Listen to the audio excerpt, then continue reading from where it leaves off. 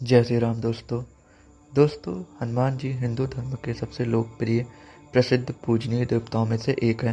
हनुमान जी ऐसे पात्र हैं जिनकी मौजूदगी रामायण और महाभारत दोनों ग्रंथों में पाई जाती है, जिनके बारे में यह मान्यता है कि वे अजर अमर और चिरंजीवी हैं और अपने भक्तों की रक्षा के लिए आज भी धरती पर विचरण करते हैं।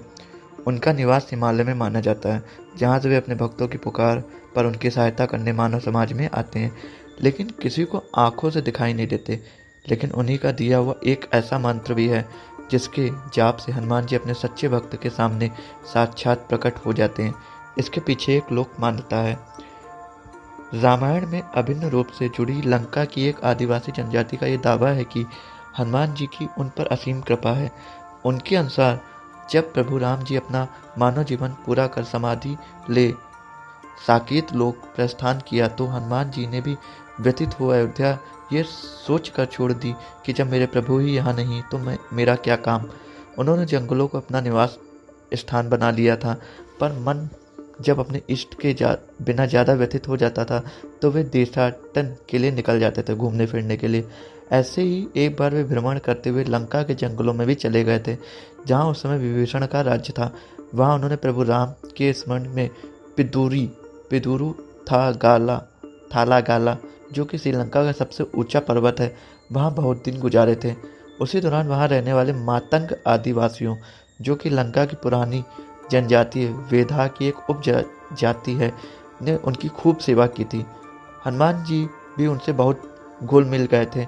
जब वे वहाँ से लौटने लगे तब वहाँ के लोग बहुत दुखी हो गए। बोले, प्रभु हमें अब कौन राह दिखाएगा, कौन हमें उबारेगा। इन लोगों ने हनुमान जी को रोकने के लिए बहुत कोशिश की, पर रमता जोगी बहता पानी कब एक जगह ठहरता है। पर उनका प्रेम देख भक्त वत्सल हनुमान जी ने यह मंत्र उनको देते हुए कहा, मैं आपकी सेवा, प्रेम और समर्पण से अति प्रसन्न हूँ। जब भी आप लोगों को मेरी ज़रूरत हो, इस मंत्र का जाप करना, मैं प्रकाश की गति से आपके पास आ जाऊँगा। ये कहकर उन्होंने वह अमोघ मंत्र उनके मुखिया को सौंप दिया, जो इस प्रकार था। काल तंतु कारे चरंती एनर मरिष्णु निर्मुक्तेर कालेत्वम अमरिष्णु। मंत्र देने के साथ ही हनुमान जी ने इस मंत्र को सिद्ध करने की 2 शर्तें भी रखी थी। पहली कि जाप करने वाले को अपनी आत्मा का मेरे साथ संबंध होने का बोध होना चाहिए, ऐसा न होने पर यह मंत्र काम नहीं करेगा। दूसरी, जब इस मंत्र का जाप किया जाए तो 1 किलोमीटर 980 मीटर या 1 किलोमीटर की दूरी तक कोई ऐसा इंसान नहीं होना चाहिए जो पहली शर्त पूरी ना कर पा रहा हो। यानी इस मंत्र का जाप या तो बिल्कुल अकेले में हो, या फिर वहाँ सिर्फ वही लोग हो जिनकी आत्मा का संबंध मेरे संबंध होने का बोध हो, मतलब जिनका संबंध हनुमान जी से, जो हनुमान जी को पूर्णता मानते हों। मंत्र तो मिल गया, पर मुखिया के मन में उसे पाने के बाद एक चिंता उठी, जिसके निवारण हेतु उसने प्रभु से पूछा, हे प्रभु, हम इस मंत्र को तो यथाशक्ति गुप्त रखेंगे, लेकिन फिर भी अगर किसी को इस मंत्र का पता चल गया और वह इस मंत्र का दुरुपयोग करने लगा तो क्या होगा।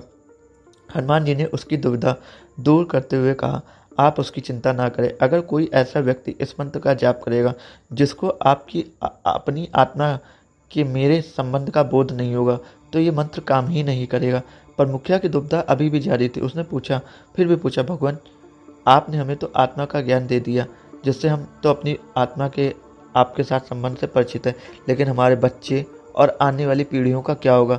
उनके पास ना तो आत्मा का ज्ञान होगा और ना ही उन्हें अपनी आत्मा के आपके साथ संबंध का बोध होगा, तब उनका उद्धार कैसे होगा। तब हनुमान जी ने ये वचन दिया कि मैं आपके कुटुंब के साथ समय बिताने हर 41 साल बाद यहाँ आता रहूँगा और आकर आपकी आने वाली पीढ़ियों को भी आत्मज्ञान देता रहूँगा, जिससे समय के अंत तक आपके कुनबे के लोग ये मंत्र जाप करके कभी भी मेरे साक्षात दर्शन कर सकेंगे। उस आदिवासी जनजाति के वंशज अभी भी श्रीलंका के जंगलों में रहते हैं। उन्होंने अपने आप को सभ्य जगत से दूर रखा हुआ है। किसी को भी कुछ महीनों पहले तक उन पर कि हनुमान कृपा का जरा सा भी आभास नहीं था, जब तक कि कुछ अन्वेषकों ने उनकी अनोखी और कुछ असामान्य गतिविधियों को देख नहीं लिया। खोज खबर लेने के पश्चात पता चला कि ये कर्मकांड वह चरण पूजा है, जिसे हर 41 साल बाद प्रभु हनुमान की आगमनी के लिए किया जाता है। उन्होंने बताया कि 2014 में हनुमान जी उनके साथ थे, जिन्हें सिर्फ वही लोग देख सकते थे। उनके साथ कुछ दिन रहने और नई पीढ़ी को आत्मज्ञान देने के पश्चात 27 मई 2014 को भगवान वापस चले गए। अब उनका आगमन 41 वर्षों बाद यानी कि 2055 में होगा।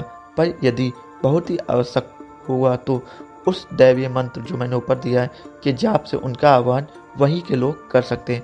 तो दोस्तों, अगर आपको वीडियो अच्छा लगा हो तो आप इसको शेयर करें और कमेंट में जय श्री राम और जय बजरंगबली जरूर लिखें।